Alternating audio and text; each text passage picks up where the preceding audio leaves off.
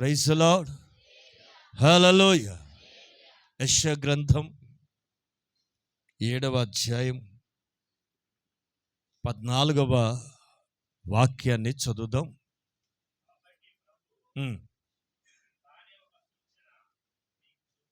ప్రభువు తానే మీకొక సూచన చూపుతాడు, ఆలకించండి. కన్యక గర్భవతి అయి కుమారుని కని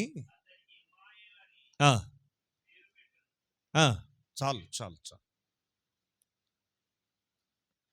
బిఫోర్ హిస్ బర్త్, యేసుక్రీస్తు పుట్టక మునుపే 750 సంవత్సరాలు BC 750, క్రీస్తు ఈ లోకానికి రాక మునుపే, క్రీస్తు పూర్వం 750 ఏళ్ల క్రితం యెషయా ప్రవచించిన ప్రవచనం అండి. యెషయా ప్రవక్త ప్రవచించిన ప్రవచనం ఏమని? ఇదిగో ప్రభు తానే మీకు ఒక సూచన మీకు చూపుతాడు, కనపరుస్తాడు.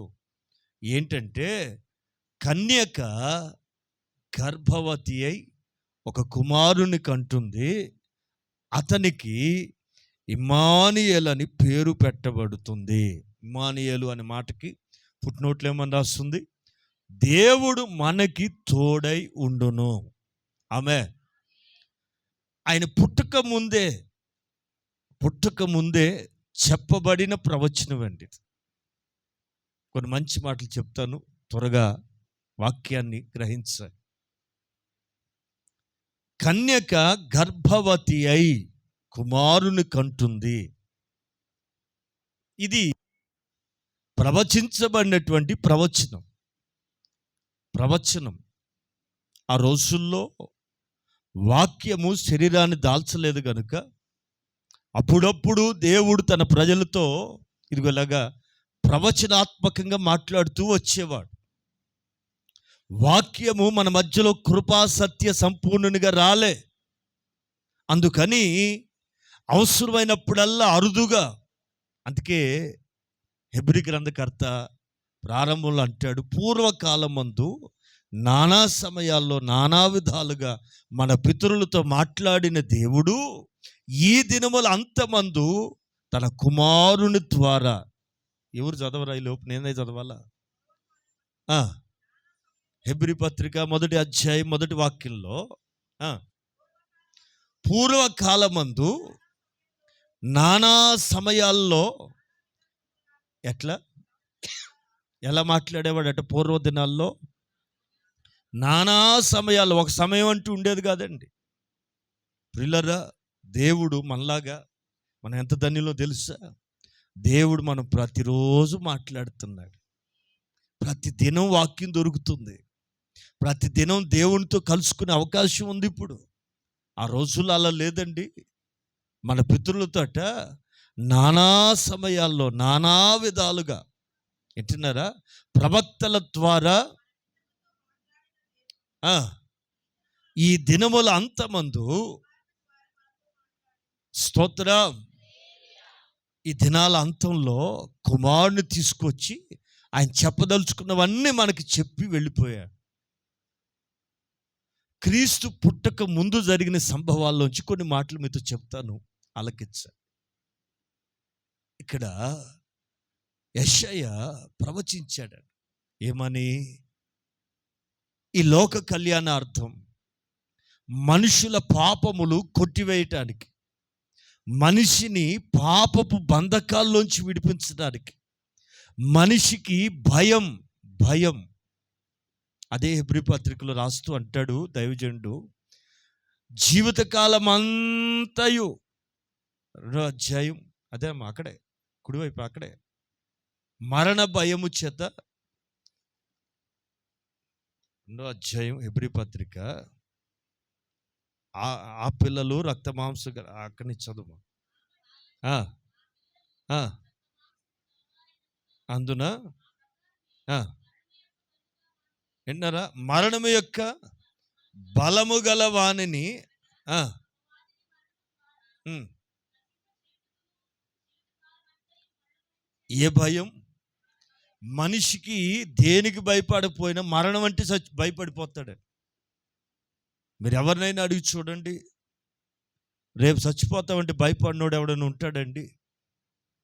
ఒక క్రైస్తవుడే భయపడకూడదు. చచ్చిపోతామంటే ఏంటి? ఈ శ్రమలు విడిచిపెట్టి సుఖమైన ప్రదేశానికి వెళ్ళటం మరణం అంటే. ఈ వేదల్ని తెలుసా?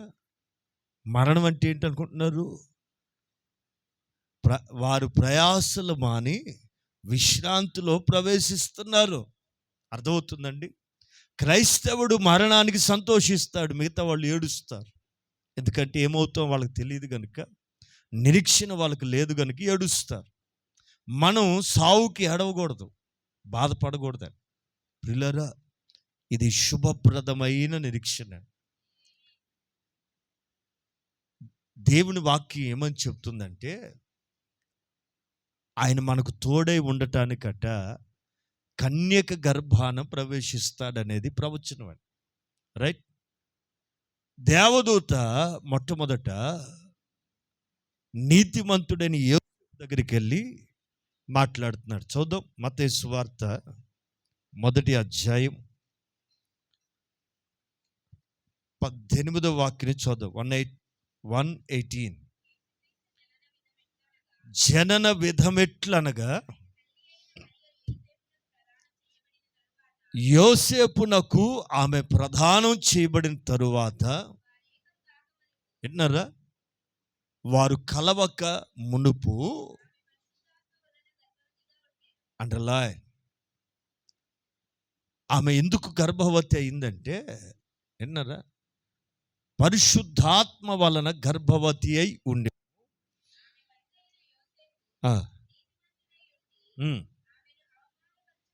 విన్నారా? నీతిమంతుడై ఉండి. యోసేపు ఎవరండి? ఏమండి? యేసు ప్రభు తండ్రి అయిన ఈ యోసేపు ఎవరట? నీతిమంతుడు. నీతిమంతుడు విశ్వాస మూలముగా బ్రతకాల. అర్థమవుతుందండి? ఫండమెంటల్ డాక్ట్రిన్ ఏంటో తెలుసా? నీతిమంతుడు విశ్వాస మూలం. అదే మనకు ఆధారం, అదే మన ధనం. మూల పురుషుడు అంటారు, మూలధనం అంటారు. విన్నారా? మూలం. నిజంగా నీవు దేవుని బిడ్డవే అయితే, నీతిమంతుడనే నమ్మకం నీకుంటే, విశ్వాసాన్ని ఆధారం చేసుకుని బతకాలి. డబ్బులను బట్టో, బలగాన్ని బట్టో, బంధువులను బట్టి కాదు. నా దేవుడు నాకున్నాడు, నా దేవుడు నాకు చూసుకుంటాడు, నా దేవుడు నాకు ఆధారం ఆధారం ఆధారం అని నువ్వు నమ్మాలి. లేఖనం ఏమని చెప్తుందంటే, విశ్వాస మూలంగా బ్రతకాలి. విశ్వాసం అంటే కంటికి కనబడని దాన్ని నమ్మటమే విశ్వాసం. ఇప్పుడు ఈ నీతిమంతుడైన యోసేపుకి ఒక సమాచారం చెప్పబడింది. ఏమని? అవమానపరచనోళ్ళకి రహస్యంగామని విడనాడ ఉద్దేశించను. అతడి ఈ సంగతుల గురించి ఆలోచిస్తూ ఉండగా, ఇదిగో ప్రభుదూత చెప్పాలా, ఎక్కడ ప్రత్యక్షమయ్యాడు? అమ్మా, కలలో ప్రత్యక్షమయ్యాడు. కలలో ప్రత్యక్షమై ఏమని చెప్పాడు యోసేపుకి? దావీదు కుమారుడైన యోసేపు, నీ భార్య అయిన మరియని చేర్చుకోవటానికి భయపడొద్దు. అతని డౌట్ క్లారిఫికేషన్ ఇచ్చేస్తున్నాడు దేవదూత. ఆమె గర్భవతి అయినది మనుషులు బట్టి కాదయ్యా, పరిశుద్ధాత్మ ఆమెను ఆవరించి గర్భములో ప్రవేశించి రక్తపు ముద్దగా మారాడు. విన్నారా? అని ఒక వార్త కలలో చెప్పాడు. మీరు కానీ ఏమండి, పాస్పోర్ట్ లేకపోయినా, వీసా లేకపోయినా, అమెరికా వెళ్ళినట్టుగా విమానం ఎక్కి కలొస్తే, యేసు రక్తం చేయం, హల్లెలూయా, అమెరికా వెళ్ళి వచ్చేసాక, ఎక్కడా? కళ్ళలో. అదే చెరువులో పడి మునిగిపోతున్నట్టు వస్తే, తూపాడు కళ, చీచి అని కంగారు పడతామండి. కళలో బయలుపరచబడి నమ్ముతారా లేదు మీరు?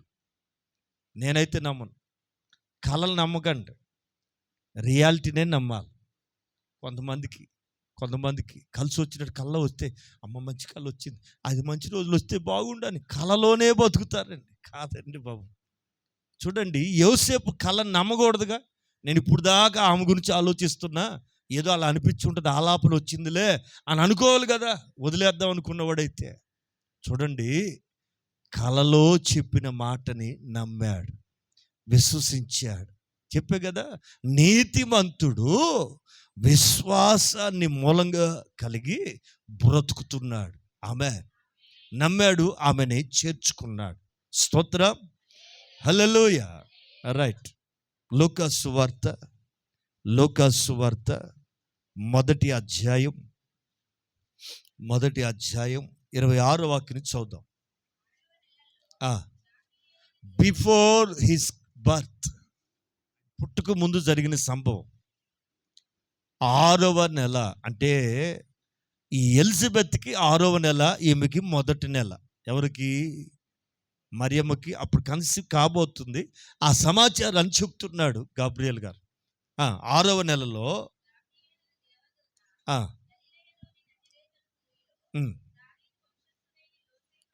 చూసారా జీపీఎస్ ఎంత కరెక్ట్గా ఉందో.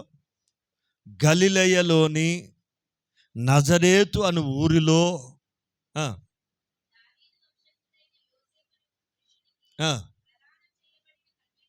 ఇది జీపీఎస్ అడ్రస్ క్లియర్గా వెళ్ళిపోయింది.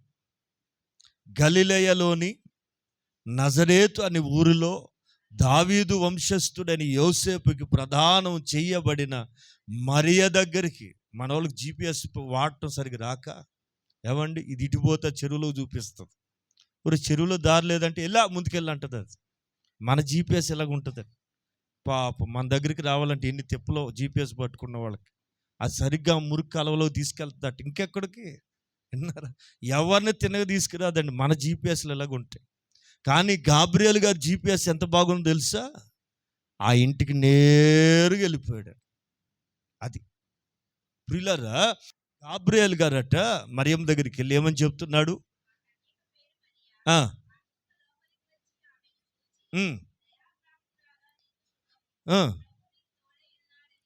చెప్పాను.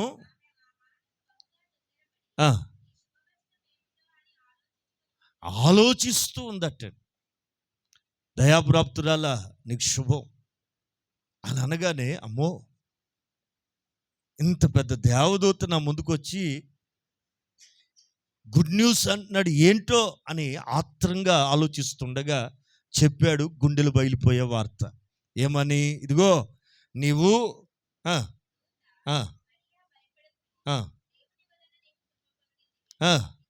ఇదిగో ఏంటా శుభవార్త అంటే, నీవు గర్భాన్ని ధరిస్తావు, ఒక కుమారుని కంటావు. ఆయనకి ఏమని పెడతావు? ఆ బాలుడి కంట్ల ఆయనకు యేసు అని పేరు పెడతావు.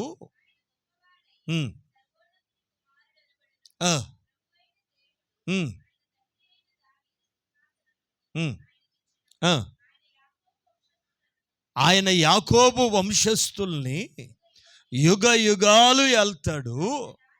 ఆయన రాజ్యము, ఆమేన్ ఆమేన్, ఆయన రాజ్యము అంతము లేని రాజ్యం.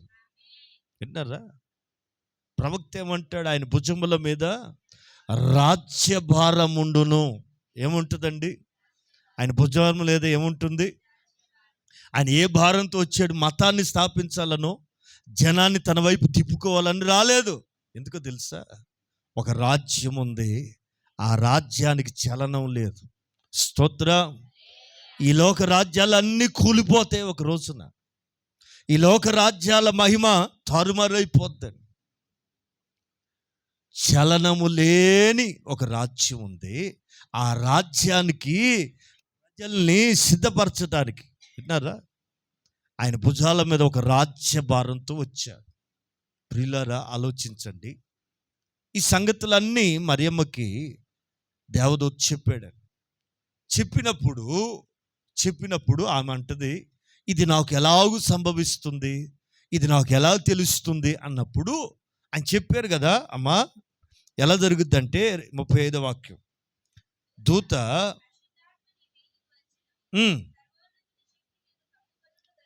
సర్వోన్నతుని శక్తి నిన్ను కమ్ముకొనును గనుక ఎన్నరా సర్వోన్నతుని శక్తి నిన్ను కమ్ముకుంటుంది, నిన్ను ఆవరిస్తుంది, నీ మీదకి వస్తుంది.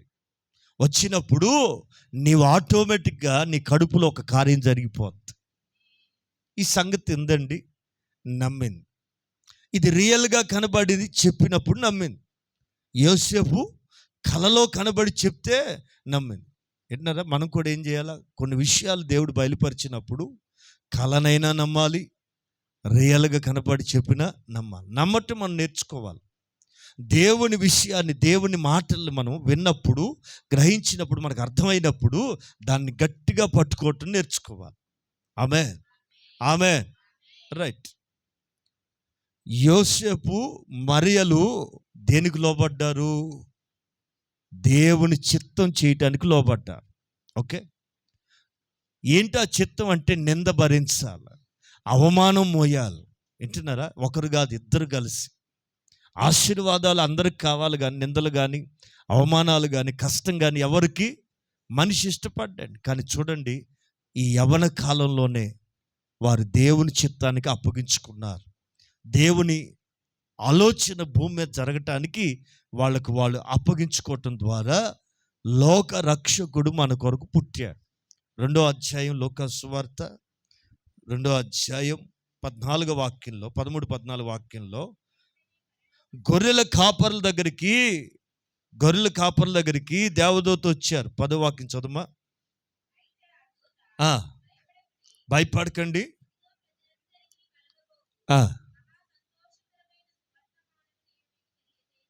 హల్లెలూయా. కన్యక గర్భవతి అయి కుమారుని కంటే ఏం జరిగింది భూమి మీద? చెప్పాలా? షార్ట్ మెసేజ్, మీరేం కంగారు పడకండి, చెప్పాలి.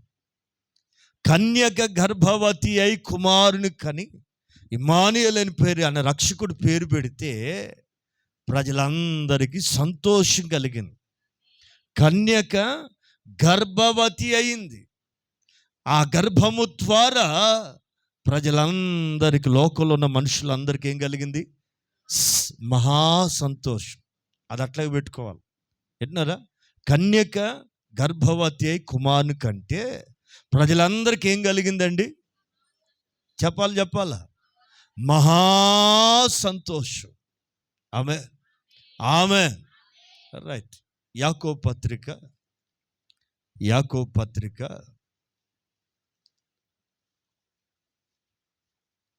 1వ అధ్యాయం 15వ వాక్యం చదవాలి. ఇదిగో ఈ మాట కూడా గమనించండి. దురాశ గర్భాన్ని ధరించి ఏం కనగా, కొంచెం జాగ్రత్తగా వినాలి. కన్యక గర్భవతి అయి కుమారుని అంటే ప్రజలందరికీ ఏం కలిగింది? రైట్. ఇక్కడ ఒక ఆపోజిట్ వర్డ్ కనపడుతుంది. ఏంటది? దురాశ గర్భమును ధరించి, చెప్పాలా, ఏం కందట? పాపమును కనగా ఆ పాపము పరిపక్వమై, ఏంటన్నారా? ఏం కంటుంది? రైట్. ఈ 2 విషయాల్ని దగ్గర పెట్టి ఆలోచించేద్దాం. ప్రవచనం నిరర్థకం కాదు, ప్రవచనాలు నెరవేర్చబడతాయి. ఆమె దేనికంటే మానవ క్షేమం కొరకే. ప్రవచనాలు ఎవరి కొరకు? ప్రజల క్షేమం కొరకు. రైట్. కన్యక గర్భవతి అయి కుమారుని కంటే ప్రజలందరికీ మహా సంతోషం కలిగింది. ఇక్కడ యాకోబు భక్తుడు ఏమంటాడు? దురాశ గర్భమును ధరించి ఏం కంది? ఎప్పుడు కంది? ఎక్కడ జరిగింది ఇది? మరొక మాట, రోమపత్రిక 5వ అధ్యాయం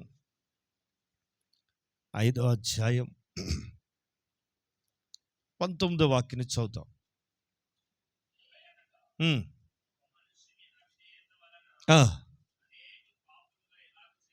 వింటున్నారా?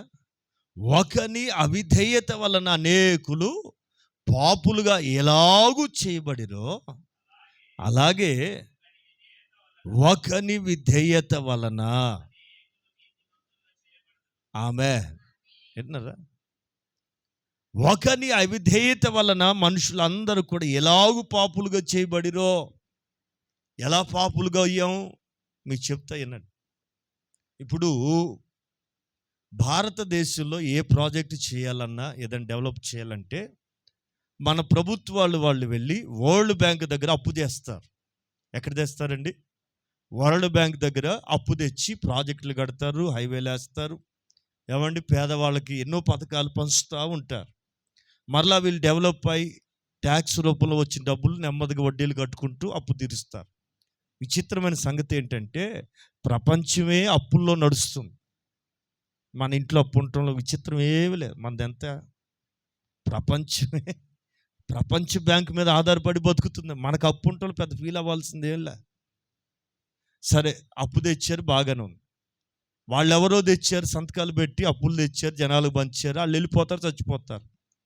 ఇప్పుడు వరల్డ్ బ్యాంక్ వాళ్ళు ఎవరిని అడుగుతారు తెలుసా?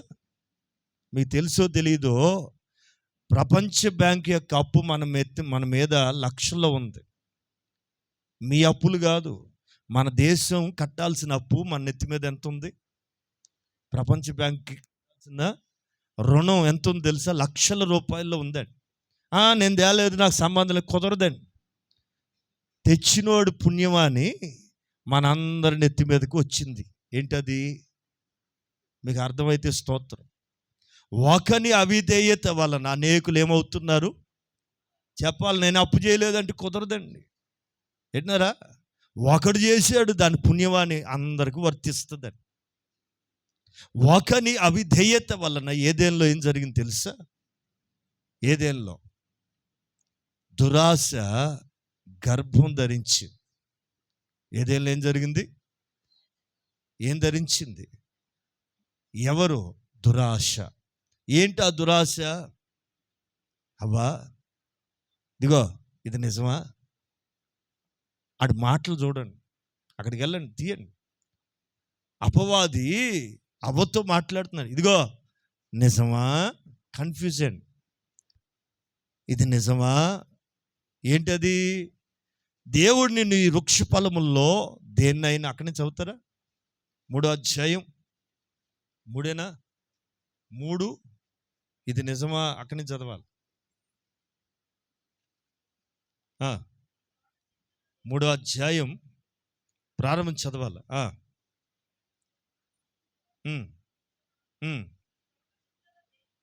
ఫస్ట్ నుంచి చదవండి. భూజంతువులన్నిటిలో ఎన్నారా యుక్తి కలిగింది, ఎన్నారా మహా తెలివి కలిగిందండి. ఆ స్త్రీతో ఏమని మొదలెట్టింది? మొట్టమొదటి సంభాషణ కన్ఫ్యూజ్. కొంతమంది ఇజ్ ఇట్ ట్రూ అని మొదలెడతారు. వదినో, ఈ సంగతి తెలుసా అనగానే మన వాళ్ళు చెవులు చాటలు అయిపోతాయి. ఏంటో ఏంలా పక్కింట్లో కోడి గుడ్డెట్టి దీనిక చెవులు ఎంత పెద్ద చేసుకునేది. ఇది నిజమా అనే ఆ ప్రశ్నను చూసారా? ఎంత ఆకర్షణీయంగా అవ్వకి వినిపించిందో. వింటున్నారా? ఇది నిజమా ఏంటి అంది అవ్వ. ఈ తోట చెట్లలో నీకెవరు చెప్పారు అనాలా? మామూలుగా తెలియగలదైతే దేవుడు తినొద్దన్న సంగతి నీకెలా తెలుసు? అసలు నువ్వెవడివి, ఎప్పుడు చూడలేదు నిన్ను అని అనాలండి. ఈ అవ్వమ్మకి తెలివి ఇది నిజమా అనగానే ఏమో కన్ఫ్యూజ్ అయిపోయింది. ఏంటో నా క్షేమం కోరి, నా మంచి కోరి ఏదో డౌట్ క్లియర్ చేయటానికి అడుగుతున్నట్టు. ఇది నిజమా? కొంతమంది ఇట్లా మొదలెడుతున్నారంటే వీళ్ళు సైతాన్ ఉందని గుర్తుపట్టాడు. అక్క, ఇది తెలుసా? అసలు నీకు నిజం చెప్పనా? మరి ఇప్పుడు దాకా చెప్పిన అబద్ధాలా? విన్నారండి? అది కన్ఫ్యూజన్తో మొదలెట్టేవాళ్ళు అందరూ స్పిరిట్ ఎంత ఏంటి తెలుసా? ఈవిల్. క్లియర్గా మాట్లాడు. దేవుడు ఏది మాట్లాడినా స్పష్టంగా మాట్లాడతాడు, అర్థమయ్యేటట్టు మాట్లాడు. కన్ఫ్యూజ్ చేయడు. కన్ఫ్యూజన్ అపవాది ఎప్పుడు కూడా మనల్ని బురదలో ముంచడు, పాపంలో ముంచడు, నేరం చెప్పాడండి, కన్ఫ్యూజ్ చేస్తాడు. నీకు తెలిసిన దానిలోనే అయోమయాన్ని గురి చేస్తాడండి. అక్కడ గుర్తుపట్టాలా, నన్ను అయోమయాన్ని గుర్తు చేస్తున్నాడు ఇది అపవాది. విన్నారా? దేవుడు సమస్తాన్ని బోధిస్తాడు, సమస్త జ్ఞానం మీకు నేర్పిస్తాడు. యోహాను భక్తుడు అంటాడు, ఆయన వలన మీరు పొందిన అభిషేకం సత్యమే గనుక ఎవడును మీకు ఏమీ బోధించ అక్కరా లేదు. విన్నారండి? అభిషేకం ఉంటే నీకు వాక్యం అర్థం అవుతుంది. అభిషేకం ఉంటే ప్రతి సమస్య యొక్క మూలం గుర్తుపడతావు. సరే, విషయం కొద్దాం. దురాశ గర్భాన్ని ధరించింది ఏదెన్లో. ఏమనంటాడు? ఈ చెట్ల ఫలముల్లో దేనినైనా దేవుడు మేము తినొద్దని చెప్పాడా? అప్పుడు వెంటనే అడగాల, అసలు నీకు ఎవరు చెప్పారా ఈ మాట? నీకెలా తెలుసు? మా ఇద్దరికి కదా చెప్పింది, నీకెలా తెలుసు? నేను అన్నీ చూస్తుంటా తోట బయట నుంచి. నా పేరే పడిపోయినోడిని, చెడిపోయినోడిని, ఏవండి తోసి బయటనోడిని. విన్నారా? పనికి మాలినోడు నా పేరు. నా పని అంతా ఏంటి? మిమ్మల్ని కనిపెట్టుకుని దేవుడు నాకు చెప్పని మీకేం చెప్తాడేమో అని కనిపెట్టుకునే పని. ఏం చెప్పాడు మీకు? చెట్ల ఫలములో అన్నీ తినొచ్చు అని చెప్పాడు, కానీ ఒక్కటి మాత్రం తినొద్దని చెప్పాడు. అవునా? అవునండి. చదవాలి. చెప్పాడా? తినవచ్చును. అయితే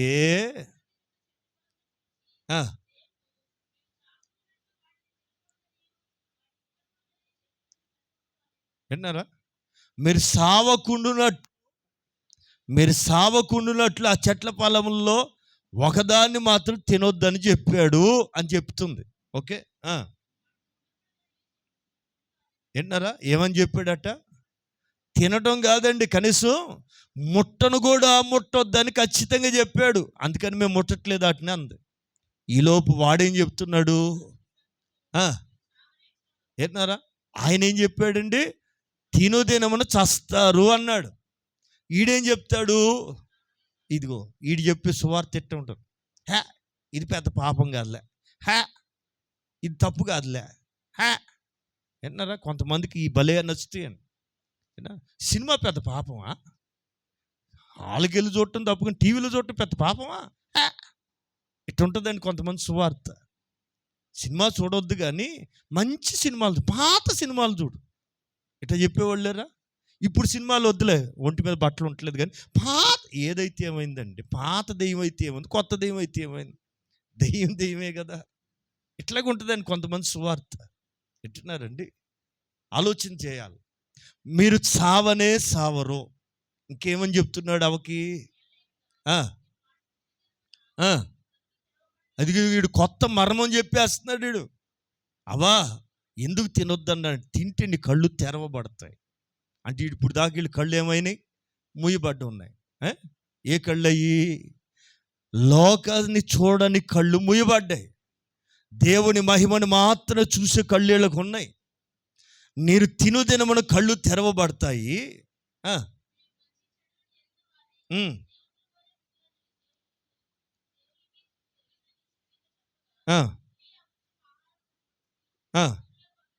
కళ్ళగట్ట కనపడుతున్నట్టు ఇప్పుడు దాకా కనపడింది. ఆడేం చెప్పాడు? దేవునితో సమానంగా అయిపోతారు పిచ్చోళ్ళారా అని చెప్పగానే రోజు కనపడని ఆ పళ్ళాలు ఈరోజు ఎలా స్పెషల్ కనపడుతున్నాయి అంటే కళ్ళకి అందంగా కనపడుతున్నాయి అట. ఇదేంటిది? దురాశ. ఆశ ఉండొచ్చు, ఎన్ని తింటారో తినండి, కానీ ఒక్కదాని జోలికి మాత్రం ఇన్ని తినగా ఇదొక్కటే మిగిలిందా? చూసారా? మనిషికి ఏది వద్దంటామో అదే చేస్తారు. పిల్లలు చూడండి, రాయ్ అటు వెళ్ళకు అంటే అటు ఇటు చూసి అటు వెళ్తాడు. విన్నారా? కిందకి వెళ్ళొద్దురా, ఆడు కిందకి వెళ్తాడు. అందుకని మనం ఏం చేయాలా? రివర్సల్ రే కిందకి వెళ్ళు అన్నాడు, ఆవిడ వెళ్తాడు. విన్నారా? బడికి వెళ్ళొద్దు అంటే కొట్టొద్దు, కొట్టమని చెప్పండి. విన్నారు? అందుకని మనం రూట్ మార్చుకోగా అలాగని మీరు అలా చేశారు. విన్నారండి? ఆడంటాడు దురాశ పుట్టించేటట్టు చెప్పాడు. ఆశ ఉండొచ్చు, కానీ ఉండకూడదు దురాశ. అంటే మనది కానిది కానీ దేవుడు మనకు చెప్పంది కానీ మనం చేయకూడదు. ఆశ ఉండాలి, తప్పలేదు. దురాశ ఏం ధరించిందట? కడుపులో పడింది. అవ్వకి కడుపులో ఏం పడింది? దురాశ ఏదెన్లో గర్భాన్ని ధరించి ఏం కంది? పాపాన్ని భూమి మీద కంది. ఆ పాపం పెరిగి ఏమైంది? ఆ పాపం ఏం కంది? మరణాన్ని కంది. పాపము వలన వచ్చిన జీతం మరణం. ఇప్పుడు తల్లపైకెత్తి ఆలకించండి. కన్యక గర్భవతి అయి కుమారుని కంటే, విన్నారా, లోకానికి ఏం కలిగింది? మహా సంతోషం. దీనికి ముందుగా 1000 సంవత్సరాలకు పూర్వం ఏదేం జరిగింది? దురాశ ఏదేల్లో గర్భం ధరించి పాపానికి అంది. ఆ పాపము వలన, ఆ పాపం ఏం కంది? ఇంకా మరణానికి అందండి. ఆ మరణములో నుంచి విడిపించడానికి ఇదిగో కన్యక గర్భవతి కావాల్సి వచ్చింది. ఇది ప్రవచనం. ఈ ప్రవచనాన్ని నెరవేర్చడానికి యేసుక్రీస్తు శరీరధారికి లోకానికి వచ్చాడు. నేను మీతో చెప్పాలనుకుంటున్న మాట ఏంటంటే, ఒకని అవిధేయత అనేకుల్ని ఏం చేసింది? పాపులుగా చేసింది. ఒకరి విధేయత ఏమండి అనేకుల్ని ఏం చేసింది? మహా సంతోషానికి కారణముగా మార్చింది. ఈ పండుగ దినాన నేను మీరు గ్రహించాలని చెప్తున్న మాట ఏంటంటే, విధేయత చూపాలి. దేనికి?